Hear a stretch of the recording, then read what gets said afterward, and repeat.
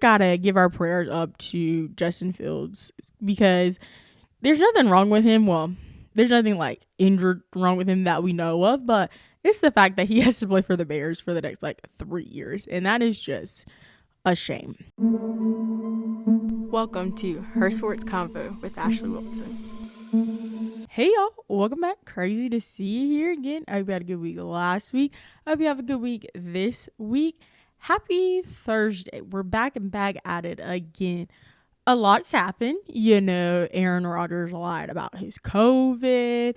OBJ found a new team. I mean, who could think so much could happen within 7 days of each other? But yet, here we are. But before we get into this week's episode, I want to talk about a fun experience I had literally today. As I've been doing this for like over a year now, I forget that like people see this. Like real people I could actually meet in real life could see this. And literally someone today told me that they saw that on their like explore page, and I almost pooped my pants. Because I just be forgetting that like y'all are real people with like arms, legs, brains, eyeballs, all that good stuff. So I don't really know where I'm going with this, but if you're out there watching and you're listening, or if for some reason you ever see me in person, come up and say hi. Don't like run up on me like a crazy person, but like be like, hey Ashleigh, how you doing? By the off chance we actually may meet each other or anything like that, because it's really cool. I don't necessarily think they were a fan. I think they were just saying like, oh, that was weird, like I know that girl. So if for some reason you're watching this, hey, what's up? And now we actually can get into what I was actually going to talk about in this week's episode. So I'm going to be very up straight in front with you guys. I haven't really been tapped into the NBA the past week. I've been 10 toes deep in trying to finish off the semester, as well as the games that I was watching just weren't really interesting me. But I decided to tap in the other day, and did I choose a good one to tap into? You know, the Nuggets and the Miami Heat, they decided they want to have a little hall brawl at the end of their game. As you've probably seen by now, Markieff Morris came over at close to the end of the Miami Heat Denver Nuggets game and kind of like gave a little nice shove to the rib to Jokic, and Jokic was not happy about that. He felt some kind of way and came back behind him and gave him a nice little knock in his back. And the Miami Heat players were also feeling some kind of way about that, especially Jimmy Butler, who in a way were saying things around the way as, come meet me out back. How about we take this outside any day, any place? And there's this photo of, for y'all listening, I put this in quotation marks, photo of the Miami Heat players supposedly waiting outside the Denver Nuggets locker room like they were going to really do something.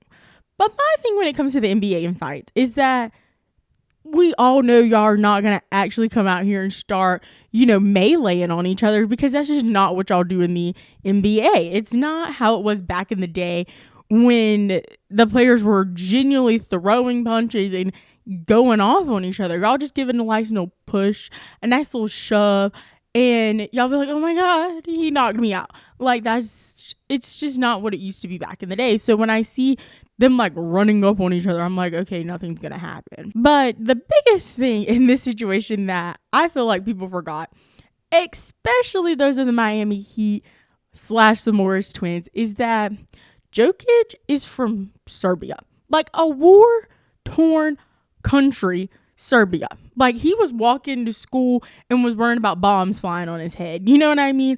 And y'all think he's not afraid to pick up a fight. Like he's not afraid, he can handle it. And everyone was like, Jokic picked the wrong person. Like he didn't know who he was messing with.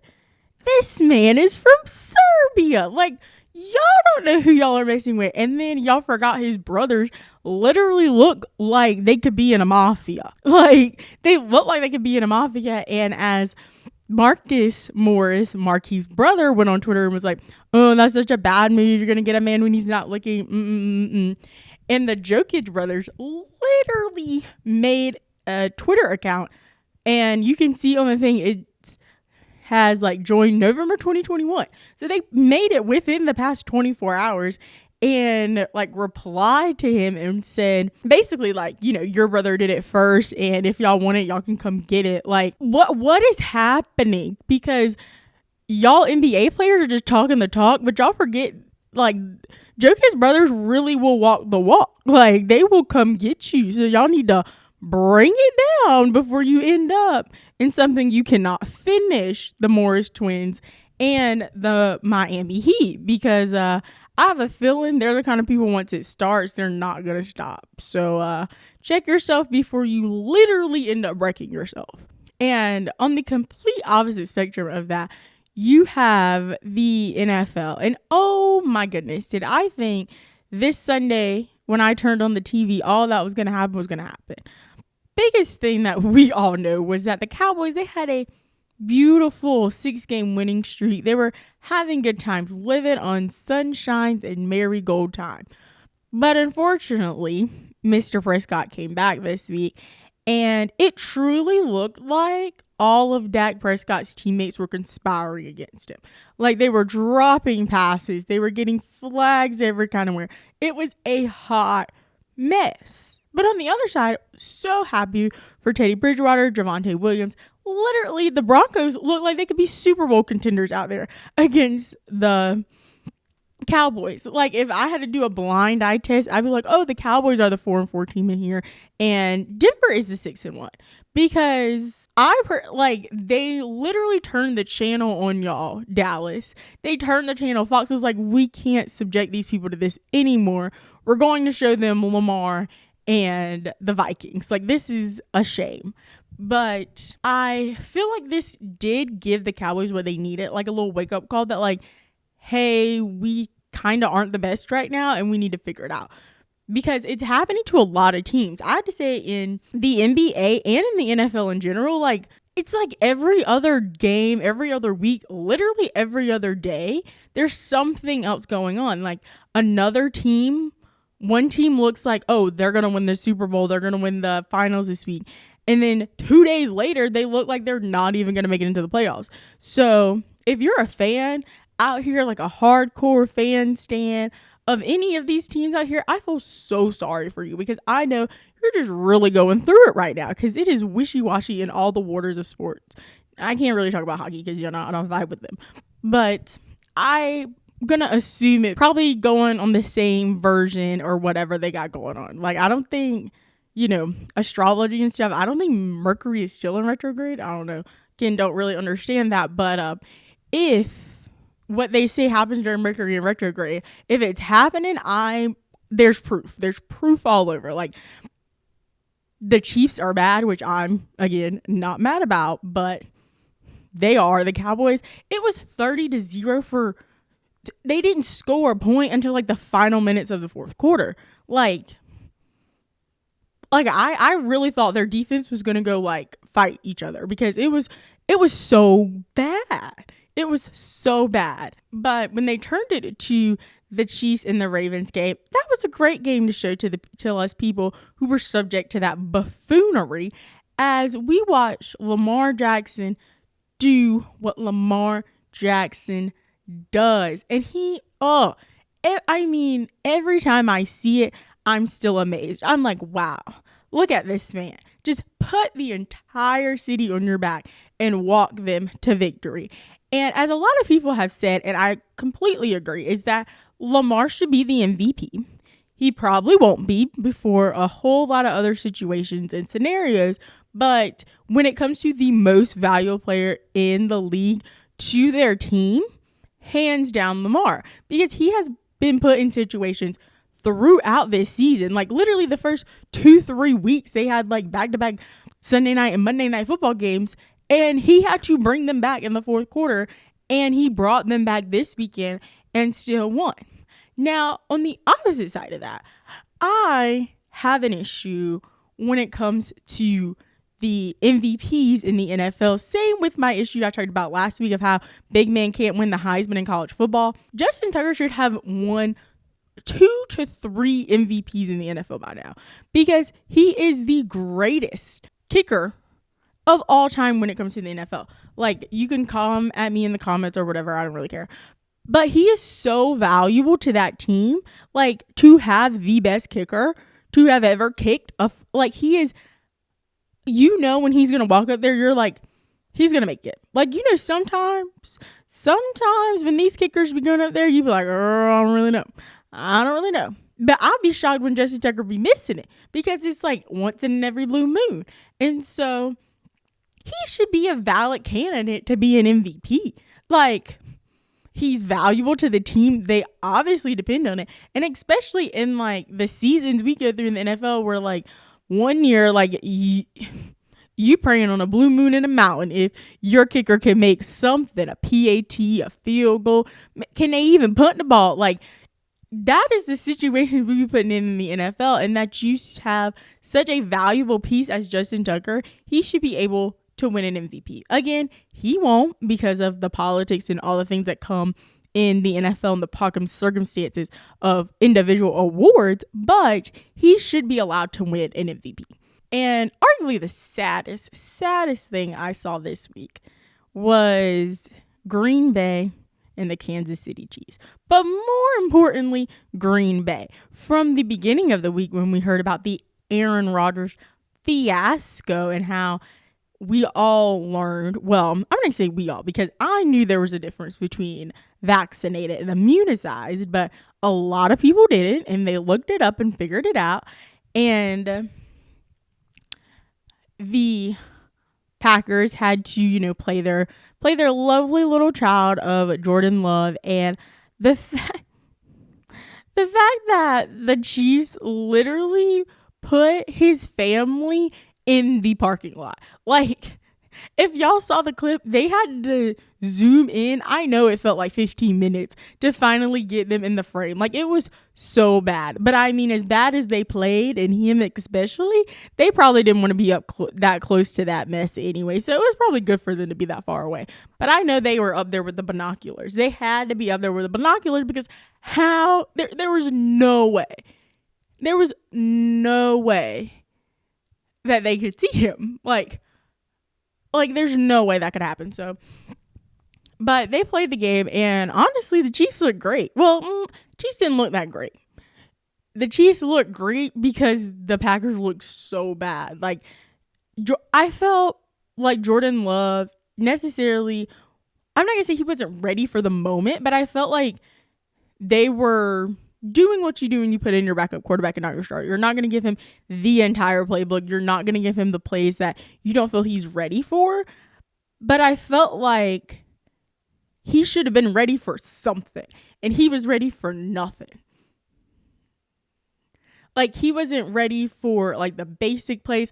Like, the check down plays looked like he was struggling to figure out what to do. And I was like, Jordan, sweetheart, what we doing? Because right now we ain't doing nothing. And so I hope, maybe if he ends up having to play this week, that he can figure it out and maybe it'll be better. Because truly, when I was watching that game, I was like, what do you do during practice? Like, what do you do during the week? Because we all know you don't play when it comes to, like, Sunday, Monday, or Thursday. But what are you doing? Because right now, it doesn't look like you do anything. It looks like you're doing the same thing I do during the week during an NFL game, which is not do anything related to the NFL and or football. So, what's going on, sweetheart? And so, I really hope he figures it out, because we all know people expect that this is going to be Aaron's last year in Green Bay, and he's the one that's supposed to get the job, but he did not do a good job in his interview this week. And on Monday Night Football, Jesus, was I going through the highs and the lows of an emotions. I mean, we all know I'm big Justin Fields gal. And, he did his best. He put the team on his back. He put the city of Chicago on his back and was like, we're going to do this no matter what. And they still couldn't figure it out. Like, gotta give the Steelers their prop. Gotta give Mike Tomlin, Ben Roethlisberger, the kicker for the Steelers. You gotta give them their props. But the defense really wasn't trying that hard to stop them. Like, the defense wasn't really trying that hard to stop them. And Justin Fields was doing everything. Like, he was throwing the ball, he was running the ball. And even on that last drive when he was trying to get them closer to the field goal so they could not have to take a 95-yard field goal. The offense was like false starting and doing all these like ridiculous things. And I was like, what are you doing? Are you trying not to win a football game? I'm so confused.